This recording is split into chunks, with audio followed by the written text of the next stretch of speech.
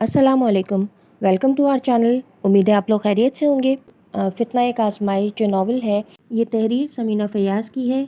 उसकी episode number 2 लेकर आए हैं। इस किस्त को सुनने से पहले प्लीज़ चैनल को सब्सक्राइब कर लीजिए। 3, 2, 1। सोयम के दिन जब मलका खातून अपनी दोनों बच्चियों को चुप करवाते हुए खुद भी अपने गम पर काबू पाने की कोशिश कर रही थी, एक दूर की रिश्तेदार खातून ने अम्मी जी से पूछा था, ये आदमी कौन है? शर्जील की जानिब इशारा देखकर अम्मी जी ने बताया था, ये शर्जील हैं, इबाद के कुलीग और हमारे किराएदार। इबाद इनके बहुत अच्छे दोस्त थे। इबाद के वालिदैन का तो आपको पता ही है। इन दोनों का तो बहुत पहले ही इंतकाल हो गया था, लेकिन इबाद ने मुझे कभी अपनी सास नहीं समझा, हमेशा अपनी सगी माँ की हैसियत देते थे। मेरे लिए जैसे मेरी मलका मेरी बेटी है, वैसे ही मैंने हमेशा इबाद को अपने दामाद नहीं बेटा माना है। एक बहन है इबाद की जो बैरून मुल्क रहती हैं, वो परसों ही आ गई थी, लेकिन नंदोई नहीं आ सके, एक ही सीट मिली थी। आज इस बच्चे शर्जील ने ही हमारा बहुत साथ दिया है। वो तफसीलात बताकर बेटी को गम से निढाल देखकर घबराए जा रही थी। थोड़ी देर बाद दूध का गिलास हाथ में लिए अम्मी जी मलका बेटी के पास चली आईं। मलका बेटी, तुम ये दूध तो पी लो। ऐसी हालत में तुमने सुबह से कुछ नहीं खाया, अपना नहीं तो आने वाले बच्चे का ही ख्याल कर लो, वो भूखा होगा। नहीं अम्मी जी, मेरा कुछ खाने पीने का दिल ही नहीं है। नहीं बेटे, ऐसे नहीं कहते। चलो मेरे कहने से थोड़ा सा पी लो। और उनके इसरार पर मलका ने थोड़ा सा दूध पी लिया। इनकी दोनों बच्चियां 6 और 4 साल की थीं। वो भी बाबा जानी के जाने से बहुत उदास थीं। शर्जील कभी उनको बाहर घुमाने ले जाते तो कभी कोई टॉफ़ियाँ बिस्किट दिलाकर बहलाने की कोशिश कर रहे थे। उनके साथ कुछ पड़ोसी भी इन तमाम कामों को करने में मदद कर रहे थे। और दर हकीकत शर्जील ही वो इंसान थे जो इबाद के ऑफिस के सारे लोगों को जानने के साथ साथ सारे मोहल्ले वालों को भी जानते थे, क्योंकि इबाद ने शर्जील को अपने घर का ऊपरी पोर्शन किराए पर दिया हुआ था और कई महीनों से वो वहीं अपनी बीवी के साथ रह रहे थे। पूरे मोहल्ले और ख़ुद मलका खातून और अम्मी जी भी उनके खुद से सारी जिम्मेदारियां उठाने पर ममनून थीं। वक्त तेज़ी से गुजर रहा था। चंद दिनों बाद इबाद की तीसरी बेटी ने भी इस दुनिया में जन्म ले लिया था, जिसका नाम बहुत प्यार से इबाद की फरमाइश पर अंजला रखा गया था। उन्होंने मलका खातून की उम्मीद से होने की खबर सुनते ही बेटे के साथ साथ बेटी का नाम भी बताया था और कहा था, बेटा और बेटी में से जो भी हमारे नसीब में होगा उसका नाम पहले ही सोच रहा हूँ, ताकि तुम ये ना सोचो कि तीसरी अगर बेटी हुई तो मैं तुमसे नाराज़ होऊंगा। मैं इतना कमज़ोर इंसान नहीं हूँ। हमारे हक़ में जो बेहतर होगा वही हमारे ज़िंदगी में शामिल किया जा रहा होगा और अल्लाह से हमेशा बेहतरी की उम्मीद ही रखनी चाहिए। आज फिर एक बार सारे ज़ख्म ताज़ा हो गए थे। इबाद की याद में मलका की आंखें सूज गई थीं। अम्मी जी उनकी हालत देख देख कर कुर्ती रहती थी। तीनों बच्चियों का साथ था और कोई मर्द इस फैमिली का सरबराह नहीं था। ऐसे में शर्जील उनके लिए बहुत बड़ा सहारा साबित हो रहे थे। उनकी हर मुश्किल के वक्त वो साथ खड़े होते थे, एक बेटे और भाई की तरह। वो अम्मी जी और मलका भाभी का ख्याल करते तो इबाद की बच्चियों को अपने बच्चों का सा प्यार देते। खुद उनके अपने तो बच्चे थे नहीं, इसलिए सारा प्यार इन बच्चियों पर ही लुटाते। अक्सर मिलने वालों से अम्मी जी यही कहती नज़र आती, मलका का कोई सगा भाई या देवर जेठ होता तो वो भी ऐसे ही इस मुश्किल वक्त में हमारे साथ खड़ा होता जैसे इस वक्त शर्जील हमारा साथ देते हैं। ऐसे ही वक्तों में सच्चा खुलूस नज़र आता है, इसीलिए शर्जील हमारे लिए गैर होकर भी अपनों से बढ़कर हैं। सुबह से इंतज़ार करते करते अब शाम हो चली थी और अम्मा लाउंज में बैठे हुए रोमाना बेटी के आने का इंतज़ार कर रही थी। समरा, तुमने खाने तो तैयार कर लिए हैं ना बेटा? किसी चीज़ की कमी नहीं रहनी चाहिए। मेरी रुमाना इतने सालों बाद कराची आ रही है, मेरा तो बस ही नहीं चल रहा क्या कुछ बनवा लूँ उसके लिए। ज़ौरैन और इमन भी अब बड़े हो गए होंगे। खैर से मेरी तो आंखें तरस गईं अपने दोनों बच्चों को देखने को। अब तो ज़ौरैन स्कूल भी जाने लगा है। रोमाना बता रही थी बहुत बातूनी हो गया है, लेकिन ज़हीन भी इतना ही है, हर बात को गौर से सुनता है। वो कह रही थी, वो कहकर भूल जाते हैं मगर उसे एक एक बात याद रहती है। अम्मा अपनी सोचों में गुम अपनी बहू समरा से कह रही थी। समरा कमरा समेटते हुए चिढ़ के बोली, अम्मा देखे ना, इन बच्चों ने तंग कर रखा है। मुझे अभी सब सफाई की थी, किचन में गई हूँ और देखे ऐसा लग ही नहीं रहा कि सफाई हुई है। सब खिलौने बिखेर के रखे हैं, इन सबको एक कमरे में बिठा दो, खिलौने देकर कह दो कि खिलौने ना बिखेरें। अम्मा ने कह तो दिया था मगर बच्चे मानते कब थे। गिलास टूटने की आवाज़ आई। समरा किचन की तरफ भागते हुए फिर टूट गया कोई गिलास। अम्मा फिक्रमंदी से, دیکھنا کسی بچے کو نہ لگ جائے کانچ، گلاس تو پھر آ جائے گا۔ شفق جو ابھی 4 سال کی تھی روتی ہوئی آئی اور ٹوٹی ہوئی گڑیا دکھا کر کہہ رہی تھی، دادی دیکھے نا اشر بھائی نے گڑیا توڑ دی۔ اماں بڑے پیار سے گود میں بٹھا کر چپ کراتے ہوئے، ارے میرا بچہ، بھائی بہت گندا ہے، بہت تنگ کرتا ہے، میری گڑیا کو میں اپنی گڑیا کے لیے نئی گڑیا منگوا کے دوں گی۔ شفق آنسو پوچھتے ہوئے، وعدہ؟ اماں مسکراتے ہوئے، پکا وعدہ۔ گھر میں خوب شور مچا ہے، بچے سمرا کو پاگل کیے دے رہے ہیں اور وہ صفائی کرتے کرتے کبھی بچوں کو مارنے دوڑتی تو کبھی کسی بچے کے رونے پر اسے دیکھنے بھاگتی۔ رومانہ کے بچے زورین اور ایمن کراچی ایئرپورٹ پر آغا جی یعنی اعجاز ماموں کو دیکھ کر خوش ہو گئے۔ طاہر بھائی نہیں آئے؟ اعجاز نے پوچھا تو رومانہ ان کے کام کی مصروفیت کا بتا رہی تھی، مگر اتنی دیر میں اعجاز طاہر کو فون ملا چکے تھے۔ سلام دعا کے بعد وہ پوچھ رہے تھے، جی طاہر بھائی کدھر غائب ہیں آپ، آئے کیوں نہیں؟ ہم نے کہاں جانا ہے یار، یہی ہیں، میرا آنے کا ارادہ تو تھا مگر اچانک ایک ضروری میٹنگ آ گئی اس لیے نہیں آ سکا۔ اچھا ٹھیک، ہم تو سمجھے کوئی ناراضگی ہو گئی، چلیں کوئی بات نہیں، میٹنگ سے فارغ ہو کر آ جائیے گا۔ نہیں ایسی کوئی بات نہیں، بس مصروفیت ذرا زیادہ ہے۔ پہنچ گئی تمہاری بہن؟ طاہر نے مسکراتے ہوئے بات بدل دی، جی بالکل خیریت سے پہنچ گئی ہیں، ہم ابھی ایئرپورٹ پر ہی ہیں، بس گھر جا رہے ہیں۔ اعجاز نے خوش دلی سے خیریت بتائی، ٹھیک ہے پھر بعد میں بات ہوگی، اصل میں میٹنگ میں بیٹھا ہوں۔ Okay no problem, take care, اللہ حافظ۔ اللہ حافظ۔ ماما آپ نے بھی خواہ مخواہ ہی نفیسہ پھپھو کو ڈنر پہ انوائٹ کر لیا، اب زبردستی ان کے سامنے بیٹھے رہو اور ان کے سوالات کے جواب دیتے رہو۔ پڑھائی کیسی چل رہی ہے، کیا کرتی ہو سارا دن؟ عروبہ نفیسہ پھپھو کے اسٹینڈرڈ سے چڑی رہتی تھی، ماں کے اس طرح انہیں گھر کھانے پر بلانا اسے بہت ہی برا لگ رہا تھا اور اب ماں سے برے منہ بناتے کہہ رہی تھی، کیا ہے بیٹا پھپھو ہے تمہاری؟ شاہین نے بات کو ٹالنے کی کوشش کی، مجھے تو ان کے آؤٹ ڈیٹڈ کپڑے دیکھ کر ہی عجیب سی لگتی ہیں، آپ لوگ پتہ نہیں کیسے کہتے ہیں کہ ایم اے کیا ہے انہوں نے، ہر مرتبہ وہ لوکل اسٹائل کے ٹیلر کے ہاتھ کے سلے عجیب سے کپڑے پہن کر آ جاتی ہیں، کوئی اسٹائل سینس ہے ہی نہیں ان میں، کبھی کسی اچھے برانڈ کے سوٹ پہنے نہیں دیکھا، اور دوسرا ڈر یہ لگتا ہے کہ اس وقت کوئی ہمارے گھر آ گیا تو کیا کہے گا، اس نے سوچ کر جھرجھری سی لی، اف ہمارے بھی کیسے کیسے عجیب رشتہ دار ہیں، اور جب وہ آتی ہیں تو توبہ، اس نے انتہائی برا سا منہ بنایا تھا۔ دور تک ان کی صابندانی جیسی چھوٹی سی پھٹیچر گاڑی کی آواز آتی ہے، پورے ایریا میں کوئی ایسے نہیں آتا، سب کے پاس ایک سے ایک کلاسک گاڑیاں ہیں، مجھے تو اتنی شرمندگی ہوتی ہے، کسی سے کیسے تعارف کرائیں کہ یہ ہماری پھپھو ہیں۔ زاہد بھائی اور شاہین بھابی کی بیٹی عروبہ فون پر ماں کی نفیسہ پھپھو سے بات کرنے اور انہیں دعوت دینے پر بھڑک رہی تھی، ارے سمجھا کرو یار، شاہین مزے لے کر کہہ رہی تھی، تمہیں تو پتہ ہے وہ ہم سے کتنا جلتی ہیں، اب ہم فرانس سے آئے ہیں تو ساری داستان بھی تو کسی سے سنانی تھی، بغیر اس کے مزہ ہی نہیں آ رہا، اور وہاں کے قصے کسی ایسے انسان کو جو کبھی نہ گیا ہو اور نہ ہی کبھی جانے کی امید ہو سنانے میں کتنا مزہ آتا ہے، ان کی آنکھوں میں حسرت اور خواہش کے ملے جلے تاثرات سے میں بہت محظوظ ہوتی ہوں۔ جسٹ چل بیبی، اپنی انجوائمنٹ کے لیے بلایا ہے، تم کو نہ بیٹھنا ہو تو تم اپنے کمرے میں چلی جانا، میں کہہ دوں گی تم سو گئی، ویسے بھی وہ لوگ رات 10 سے پہلے تو آئیں گے نہیں، اصغر بھائی آتے ہی اتنی دیر سے ہیں آفس سے، مما آپ بھی نا بہت اسمارٹ ہیں، عروبہ ماں کی چالاکی کی داد دے رہی تھی، دونوں ماں بیٹی ہنس پڑیں۔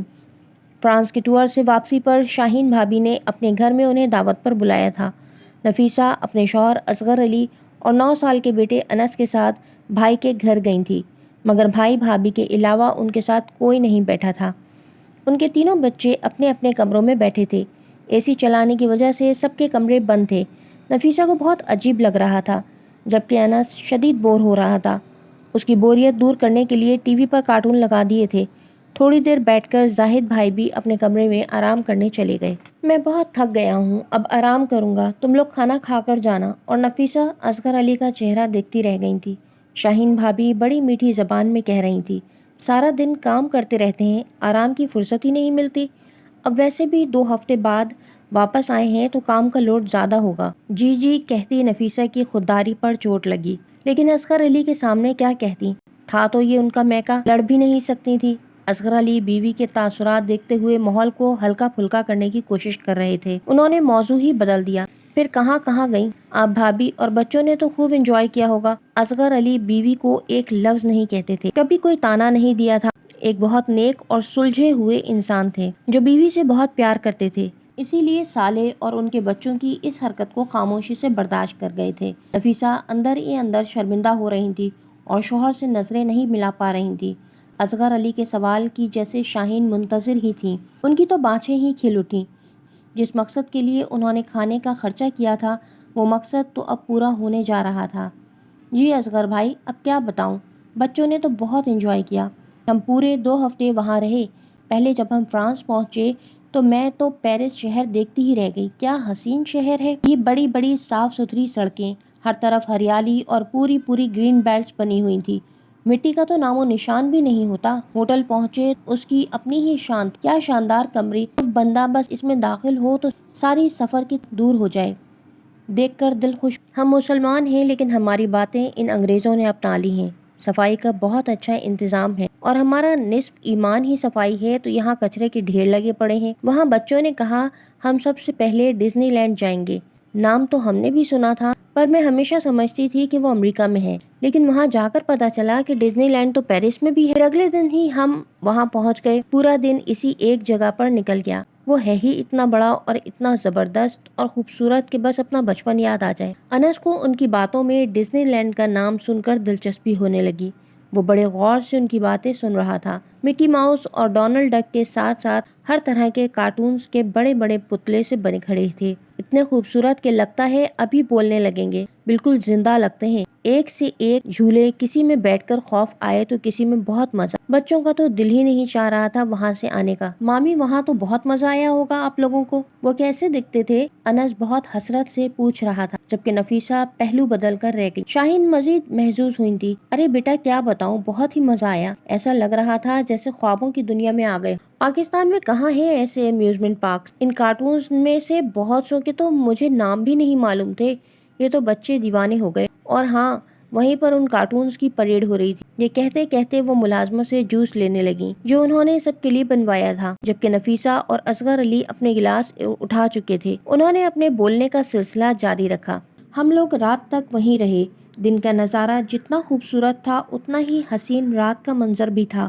سارا ڈزنی لینڈ لائٹ سے سجا ہوا تھا، لگ رہا تھا جیسے زمین پر ستارے اتر آئے ہوں۔ بہت خوبصورت نظارہ تھا۔ پھر اگلے دن یہ ہمیں ایفل ٹاور لے گئے۔ بہت سنا تھا اس کا نام۔ وہ بنا رکے بولے ہی جا رہی تھی، جبکہ نفیسہ کو نیند آنی شروع ہو گئی تھی۔ اصغر علی بھی تھکن سے چور تھے، جبکہ انس کی نیند ڈزنی لینڈ کے ذکر نے اڑا دی تھی، جبکہ شاہین اپنی ایکسائٹمنٹ میں بھرپور انجوائے کرتے ہوئے بتا رہی تھی۔ وہاں ایفل ٹاور اتنا بڑا تھا کہ دیکھو تو بس دیکھتے ہی رہ جاؤ۔ اس کے ساتھ ہی پارک ہے۔ ہم لوگ وہاں بیٹھ گئے تھے، وہیں دوپہر کا کھانا کھایا، پھر یہ اس کی گیلری پر بچوں کو لے گئے تھے۔ میں تو اوپر نہیں چڑھ سکی بھائی، مجھے اونچائی سے ڈر لگتا ہے۔ بچے ہی بتا رہے تھے وہاں اوپر دوربینیں لگی ہیں، پورا شہر دکھتا ہے۔ اور پھر وہاں سے ہم اگلے دن، ابھی وہ مزید کچھ کہنا چاہتی ہی تھی لیکن نفیسہ نے ٹوک دیا، بھابھی یہ بھی بہت تھک گئے ہیں، کھانا لگوا دیں، صبح انس نے بھی اسکول جانا ہے۔ ارے چلی جانا، جلدی کیا ہے، اتنے دنوں بعد تو ملی ہو۔ انہیں اپنی بات پر ٹوکا جانا برا لگا تھا۔ پھر نفیسہ کے چہرے کے تاثرات دیکھتے ہوئے انہوں نے مجبوراً ملازم کو کھانا لگانے کو کہہ دیا۔ رات کے تقریباً 1 بج رہے تھے اور وہ کھانے کے دوران مسلسل پیرس کی باتیں کیے جا رہی تھی۔ کھانا لگا اور وہ دونوں میاں بیوی اور انس اٹھ کر اکیلے کھاتے رہے۔ شاہین، بھابھی اور زاہد بھائی کے بچے سو گئے تھے، بیٹی کمرے سے نہیں نکلی، بھائی بھی سو گئے تھے، جبکہ بھابھی ڈائٹنگ پر تھیں۔ نفیسہ کی حلق سے نوالے اتارنا مشکل ہو رہا تھا، جبکہ اصغر علی بیوی کی خاطر خاموشی سے اس بے توقیری پر کھانا زہر مار کر رہے تھے۔ وہ جانتے تھے کہ اگر انہوں نے کوئی رد عمل ظاہر کیا تو سب سے زیادہ نفیسہ کو دکھ ہوگا، اور وہ اپنی بیوی کو پریشان نہیں کرنا چاہتے تھے، اسی لیے خاموشی سے صبر کرتے رہے۔ اتنی خوبصورت اور صاف ستھری جگہیں تھیں، صفائی وہاں پر اتنی تھی کہ دل چاہے کہ سڑک پر ہی بیٹھ جاؤ۔ ان کے قصے ختم ہونے کا نام ہی نہیں لے رہے تھے۔ اصغر علی بار بار بیوی کا چہرہ دیکھ اب وہ دونوں ہی بور ہونے لگے تھے، لیکن بھابھی کی بڑائیاں ہی ختم نہیں ہو کر دے رہی تھی۔ وہاں ہوٹل کے کمرے ایسے تھے تو ہم نے مختلف پارکس میں یہ کھایا، مختلف ریسٹورینٹس بھی گئے تھے، اور بچے تو ڈزنی لینڈ جا کر دیوانے ہی ہو گئے تھے، ہر چیز چاہ رہے تھے کہ خرید لیں۔ اب ظاہر ہے ہر چیز تو خریدی نہیں جا سکتی نا، آپ کو پتہ ہے کہ اتنی مہنگائی ہے، اور وہاں تو ہمارے ملک سے بھی کتنا ہر چیز مہنگی ہے۔ وہ دونوں جی جی کہہ کر کبھی سر ہلاتے تو کبھی خالی مسکرا کر ان کی بات کو سننے کا اظہار کرتے۔ پھر شاہین بھابھی نے فرانس سے لائے ہوئے گفٹ دیے اور دکھاتے ہوئے ایک ایک چیز کی قیمت گنوائی تھی۔ یہ سب چیزیں میں نے تمہارے لیے لی ہیں، جن میں 2 پرفیوم اصغر بھائی کے لیے، یہ ٹی شرٹ اور پینٹ انس کے لیے، دیکھو کتنی اچھی ہے، اور ہاں، یہ خاص طور پہ میں انس کے لیے وہاں سے مکی ماؤس کا اتنا مہنگا بیگ لے کر آئی ہوں، دیکھو کتنا پیارا ہے۔ انس ایک دم ہی خوش ہو گیا تھا اور اچھل کر بیگ پکڑ لیا تھا۔ اس کے چہرے پر آئی مسکراہٹ سے دونوں میاں بیوی کو خوشی ہوئی تھی۔ اور نفیسہ، یہ دیکھو تمہارے لیے یہ پیور لیدر کا برانڈڈ پرس لائی ہوں، یہ تو پاکستان میں ملتا بھی نہیں ہے۔ ساتھ ساتھ وہ بہت عامیانہ انداز میں کہہ رہی تھی، ظاہر ہے وہاں سے لائے ہیں تو ان کی کوالٹی بھی بہترین ہے، پھر قیمت بھی اسی حساب سے ہے۔ یہ تو کہہ رہے تھے کہ اور جو بھی لینا ہے تم لے لو، مگر میں نے کہہ دیا کہ سب کچھ تو ملتا ہے پاکستان میں، اب کیا لاد کر لے کر جاؤں۔ بچے بہت خوش ہوئے، دیکھیں کتنی پیاری تصویریں آئی ہیں۔ نفیسہ ان کے اس طرح شو آف کرنے پر خاموش تھی، ان کے پاس اور کوئی راستہ بھی تو نہیں تھا، جبکہ نفیسہ اور اصغر علی خاموشی سے سب سنتے جلدی کھانا ختم کر کے اٹھ گئے تھے۔ پھر وہ لوگ گھر واپس آ گئے۔ اصغر علی، آپ کو برا تو نہیں لگا؟ بھائی جی ایسے اٹھ کر چلے گئے اور بچے بھی سب گھر میں ہوتے ہوئے بھی کمرے سے نہیں نکلے۔ بیٹی بھی ان کی ایسی بدتمیز سی ہے، وہ بھی نہیں آئی، حالانکہ جاگ رہی تھی، سلام کر کے کمرے میں جا بیٹھی۔ اور اس کا حلیہ دیکھا تھا، عجیب اچنگی سی قمیض اور پاجامے نما وہ اسکن ٹائٹ پاجامہ۔ مجھے یاد ہے جب عروبہ 10 سال کی تھی تو میں نے دبی زبان میں بھابھی سے کہا تھا اسے ایسے کپڑے نہ پہنایا کریں، اس عمر میں بھی وہ اسے سلیو لیس اور بیک لیس فراکیں پہناتی تھی۔ میں نے کہا تھا بچی کی شرم ختم ہو جائے گی، ہمارے مذہب اور مشرقی روایات کا تقاضا ہے حیا، لیکن انہوں نے کتنا کھردرا سا جواب دے دیا تھا، اب تمہیں کیا معلوم فیشن کس چڑیا کا نام ہے۔ میں خاموش تو ہو گئی تھی،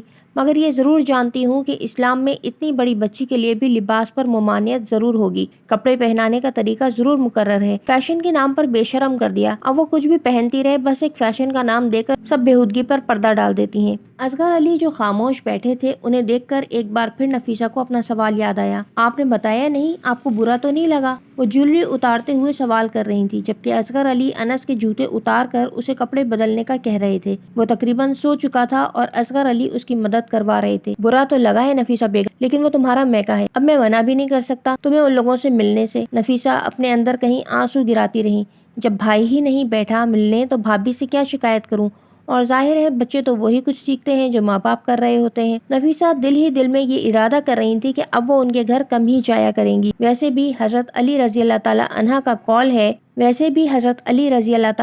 کا قول ہے کہ جس جگہ تمہاری عزت نہ ہو وہاں نہیں جانا چاہیے۔ ابو جی کے بعد میکا میکا نہیں رہا، وہ ٹھنڈی آہ بھر کر کہہ رہی تھی۔ ماں باپ ہی وہ ڈھال ہوتے ہیں جن پر اعتماد کرتے ہوئے بیاہی بیٹیاں بہت مان سے اپنے میکے جاتی ہیں، اور اس نفسا نفسی کے دور میں جب ہر شخص پیسے کے پیچھے پڑا ہے، ایسے میں اگر شادی شدہ بیٹی غریب ہو تو ویسے ہی اس کی قدر کم ہو جاتی ہے، اور چند گھنٹے یا اس کا ایک وقت کا کھانا بھی بوجھ لگنے لگتا ہے۔ مگر سسرال میں عزت رکھنے کو بہت سی بیٹیاں یہ بے توقیری بھی برداشت کرتی ہیں۔ ہاں، اگر ان کے پاس دولت ہو تو ان کی اہمیت شاید برقرار رہتی ہو، کیونکہ وہ تحفے تحائف دیتی رہتی ہیں۔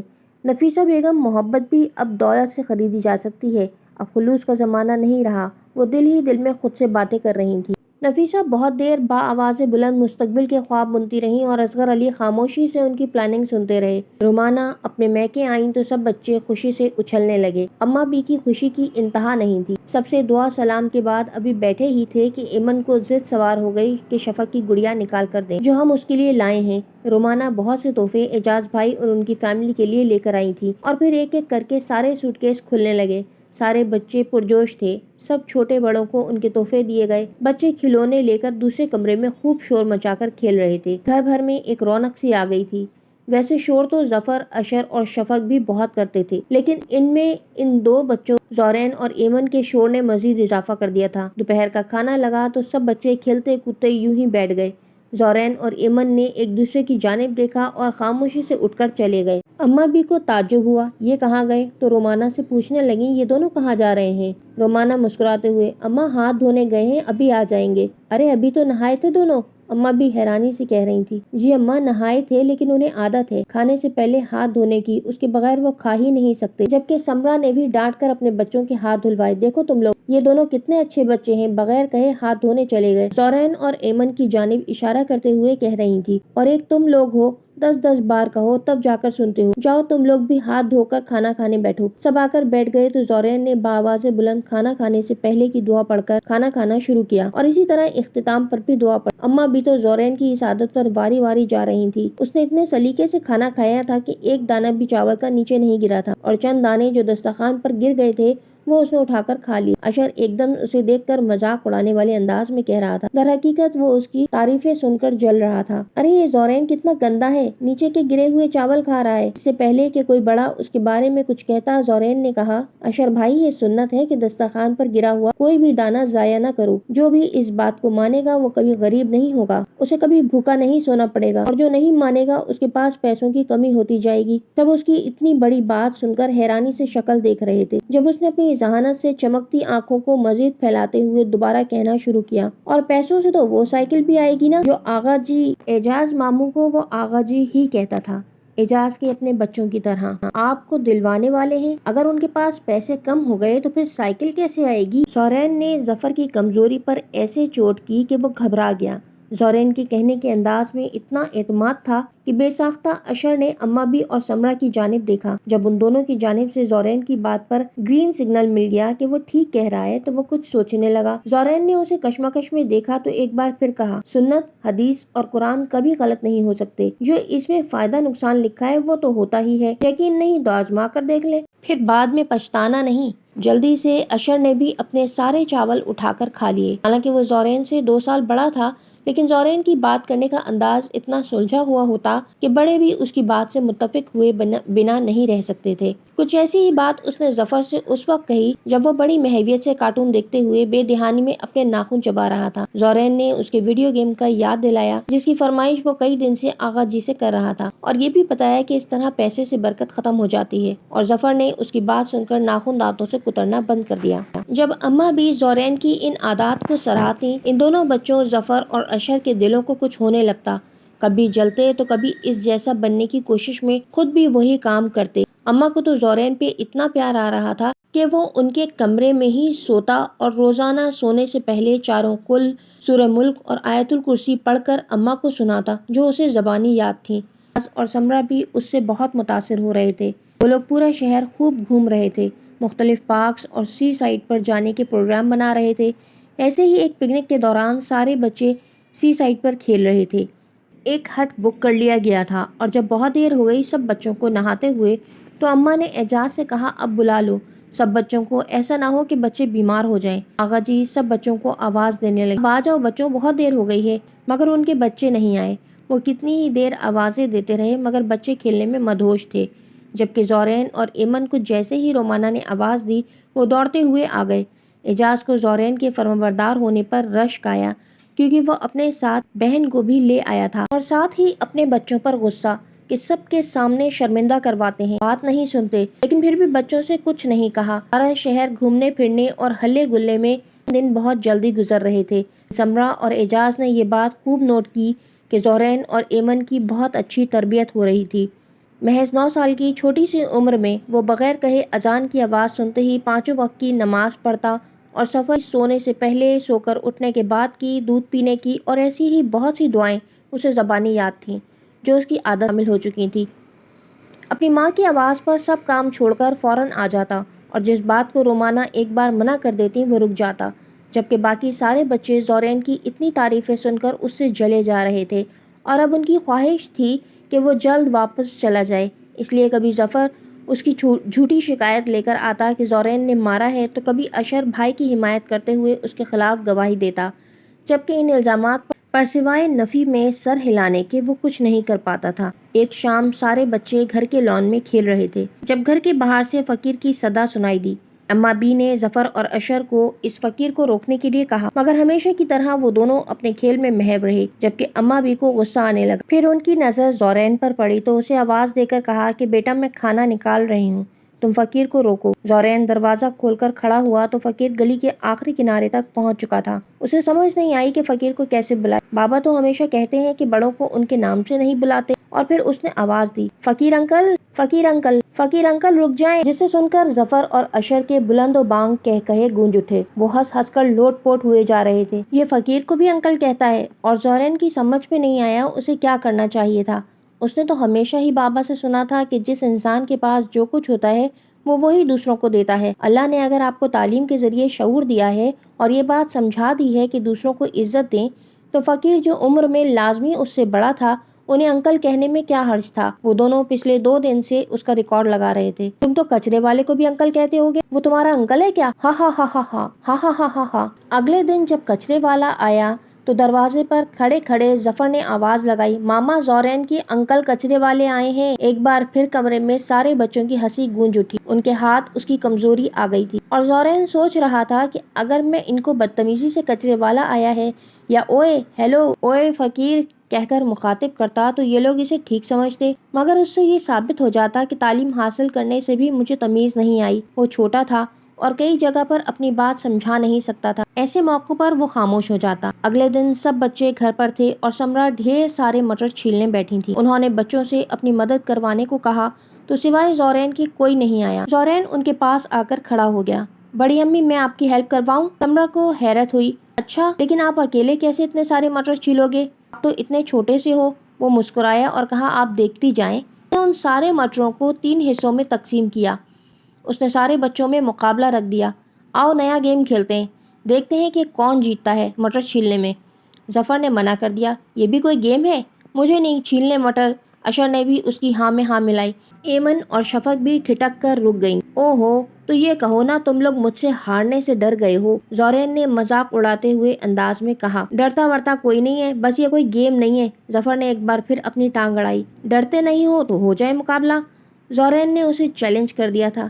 ٹھیک ہے تو ٹھیک ہے، ایک ڈھیر کو میں، ایمن اور شفق چھیلیں گے، دوسرے کو ظفر بھائی اور اشر بھائی چھیلیں گے۔ بڑی امی بھی کھیلیں گی نا؟ انہوں نے بھی اس کی بات سمجھتے ہوئے رضامندی دی تو ٹھیک ہے، اب دیکھنا یہ ہے کہ بڑی امی جب تک اپنا ڈھیر ختم کریں اس سے پہلے ہمیں اپنے اپنے ڈھیر ختم کرنے ہوں گے، اور جو پہلے چھیل لے گا وہی جیتے گا۔ اور دیکھتے ہی دیکھتے سارے مٹر چھل گئے۔ سمرا تو حیرت سے بس زورین کو دیکھتی ہی رہ گئی۔ وہ ہر کام میں ایسی لاجک لاتا کہ سامنے والا جب تک اس کی بات سمجھنے کی کوشش کرے کام ہو چکا ہوتا۔ سمرا زورین کی ذہانت اور سمجھداری کی قائل ہو چکی تھی۔ اگلی شام جب چڑیا گھر جانے کا پروگرام بنا تو شفق سب سے آگے آگے چل رہی تھی۔ وہ بمشکل اس وقت ایک 4 سال کی بچی تھی۔ زورین اور ایمن کو یہ دکھانا چاہتی تھی کہ وہ اس شہر میں رہتی ہے تو اسے اس شہر کے سارے راستے معلوم ہیں۔ زورین کی ذہانت اور سمجھداری کی قائل ہو چکی تھی۔ اگلی شام جب چڑیا گھر جانے کا پروگرام بنا تو شفق سب سے آگے آگے چل رہی تھی۔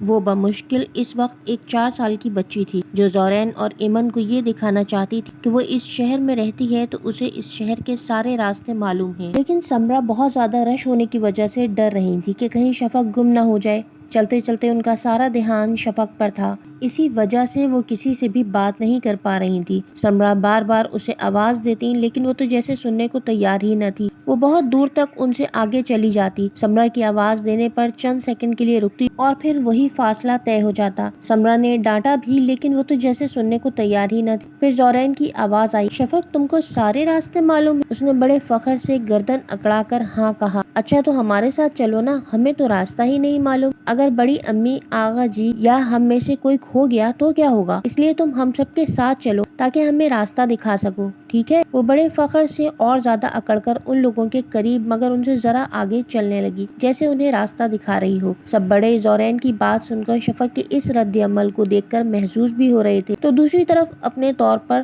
وہ سب کو راستہ دکھا کر خوش تھی۔ زورین نے ایک بار پھر اپنی ذہانت سے ضدی بچی کی ضد کو فخر میں بدل کر سب کو مطمئن کر دیا تھا۔ اور ایسے ہی یہ چند دن ہنستے کھیلتے معلوم ہی نہیں ہوا کب گزر گئے۔ جتنے دن رومانہ کراچی میں رہی اتنے دنوں میں زورین کی باتوں سے متاثر ہو کر ظفر اور اشر کو بھی کھانا کھانے سے پہلے اور بعد کی دعائیں یاد ہو گئیں۔ وہ دونوں نماز سیکھنے کی کوشش کر رہے تھے جس میں کسی حد تک کامیاب بھی ہو گئے تھے۔ ظفر نے پوری کوشش کر کے سیدھے ہاتھ سے کھانا شروع کر دیا تھا۔ رومانہ زورین اور ایمن کے ساتھ واپس لاہور چلی گئی۔ ہوائی جہاز میں بیٹھی رومانہ اپنے بچوں کی تعریفوں کا سوچ کر خوش ہو رہی تھی۔ جب انہیں ماضی نے اپنی جانب کھینچ لیا، آنکھیں بند کیے وہ یادوں میں کھو گئیں جو اکثر اب ان کی زندگی میں ہر خاص موقع پر ذہن کے کسی کونے سے جھانکنے لگتی۔ وہ آنکھیں موندے دھیرے دھیرے مسکرا رہی تھی۔ جو بھی میں نے کیا بالکل ٹھیک کیا، مجھے کوئی پچھتاوا نہیں۔ اگر میں اس وقت یہ قدم نہ اٹھاتی تو آج اتنی خوش نہ ہوتی۔ وہ ماضی کا تانا بانا بنتی فلائٹ انجوائے کرنے لگی۔ آج بہت جلدی آ گئی بیٹا؟ امی جی جو لان میں بیٹھی چھوٹی سی انزلہ کے سر میں تیل سے مالش کرتے سردی کی ہلکی سی دھوپ دے رہی تھی، شرجیل کو گھر میں داخل ہوتے ہوئے دیکھ کر کہہ رہی تھی، جی بس میں نے جاب چھوڑ دی ہے اسی لیے جلدی آ گیا۔ مگر کیوں بیٹا؟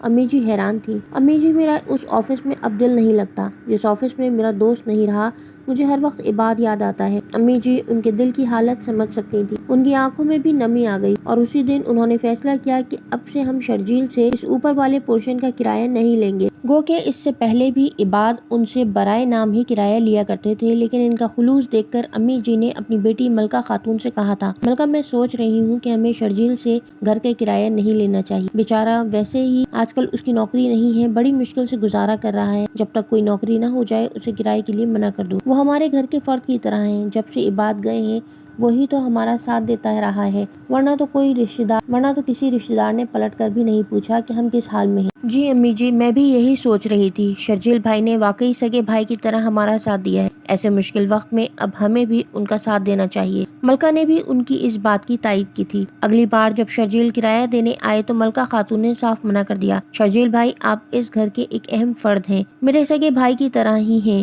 میں آپ سے کرایہ نہیں لے سکتی۔ یہ کیا کہہ رہی ہیں بھابھی؟ شرجیل حیران ہوئے۔ ٹھیک کہہ رہی ہیں ملکہ۔ امی جی نے بھی ان کی بات کی تائید کی، لیکن امی جی آپ لوگوں کا تو گزارا ہی ان کرایوں پر ہوتا ہے، میں اگر آپ کو کرایہ نہیں دوں گا تو کیسے گزارا ہوگا؟ تو پھر آپ لوگوں کو مشکل ہو جائے گی۔ دو پیسے کم صحیح، مگر ہم اپنے بیٹے سے پیسے لے کر خود غرضی کا مظاہرہ نہیں کر سکتے۔ امی جی نے دو ٹوک الفاظ میں کہہ دیا، تو آپ مجھے خود غرض سمجھتی ہیں کہ میں آپ لوگوں پر بوجھ بن جاؤں؟ ارے نہیں بیٹا، تم ہمارے خلوص کو غلط سمجھ رہے ہو، جب ہمیں تمہاری ضرورت تھی تو تم نے ہمارا ساتھ دیا، آج ہم جانتے ہیں کہ تمہاری نوکری چھوٹ گئی ہے تو کیا ہم تمہاری مدد نہیں کر سکتے؟ میرا سگا بیٹا یہاں رہتا تو کیا میں اس سے بھی کرایہ لیتی؟ امی جی مگر پھر بھی وہ تھوڑا متذبذب تھے۔ تم ہماری فکر نہ کرو، ہمارے پاس عباد کی بہت سی پراپرٹی ہے جو ان کو وراثت میں ملی تھی، کچھ انہوں نے بنائی تھی، اچھا گزارا ہو رہا ہے ہمارا۔ امی جی نے تسلی دی، لیکن وہ ابھی بھی اس بات پر تیار نہ تھے۔ لیکن کچھ نہیں، اگر تم مجھے ماں سمجھتے ہو تو میری بات ماننی پڑے گی۔ شرجیل ان کے خلوص پر انکار نہ کر سکے۔ ٹھیک ہے، ایسی بات ہے تو مجھے منظور ہے، لیکن آپ کو بھی میری ایک بات ماننی پڑے گی۔ شرجیل نے بھی ایک شرط رکھ دی تھی، اب سے آپ کی پراپرٹی کے سارے کرایہ میں وصول کر کے لاؤں گا، اس کے لیے آپ لوگوں کو دھکے کھانے کی ضرورت نہیں، اور گھر کا جو بھی کام ہوگا آپ مجھے بلا جھجک بتائیں گی۔ چلو ڈن، ملکہ خاتون نے مسکراتے ہوئے کہا تو شرجیل اور شمائلہ کے ساتھ امی جی بھی مسکرا دیں۔ اس طرح شرجیل نے ملکہ خاتون کی ساری پراپرٹی کے کرایوں کی ذمہ داری خود اٹھا لی اور ان کو لا کر دینے لگے۔ امی جی آپ کو پریشان ہونے کی ضرورت نہیں، آپ کا یہ بیٹا بھی زندہ ہے، اور امی جی نے انہیں ڈھیروں دعائیں دی تھیں۔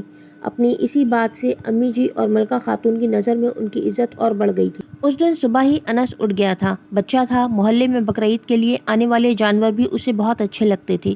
وہ جلدی اٹھ کر کچھ دیر ان کو ٹہلاتا، کبھی کسی دوست کا بکرا تو کبھی کسی پڑوسی کے ساتھ اس کی گائے کو چارہ کھلاتا، اور پھر گھنٹے بعد گھر آ کر اسکول کے لیے تیار ہو کر جاتا۔ ہر بقرعید سے پہلے اس کا یہی معمول ہوتا تھا، مگر اس بار وہ اتنا سمجھدار ہو گیا تھا کہ لوگوں کے رویے پہچان سکے۔ اسے کسی نے کہہ دیا تھا، تم لوگ کبھی اپنا جانور نہیں لاتے، یہ تو ہمارا بکرا ہے، ہم خود ٹہلائیں گے، تم اپنا خود لاؤ، اور اس کے دل میں خواہش جاگ اٹھی تھی۔ یہ ایک متوسط طبقے سے تعلق رکھنے والا علاقہ تھا جہاں عموماً گھروں میں قربانی کی جاتی تھی۔ اصغر علی کا یہ پشتینی گھر تھا جس کے وہ اب وارث تھے، لیکن ذریعہ معاش کم ہونے کی وجہ سے نفیسہ بڑی مشکل سے اپنی سفید پوشی کا بھرم رکھے ہوئے تھیں، اور ان کی اس کوشش کو اصغر علی بہت سراہتے تھے۔ ابو جی، عید پر ہم بھی بکرا لائیں گے؟ انس نے بڑی معصومیت سے ابو جی سے پوچھا تو اصغر علی کو جواب دینا مشکل ہو گیا۔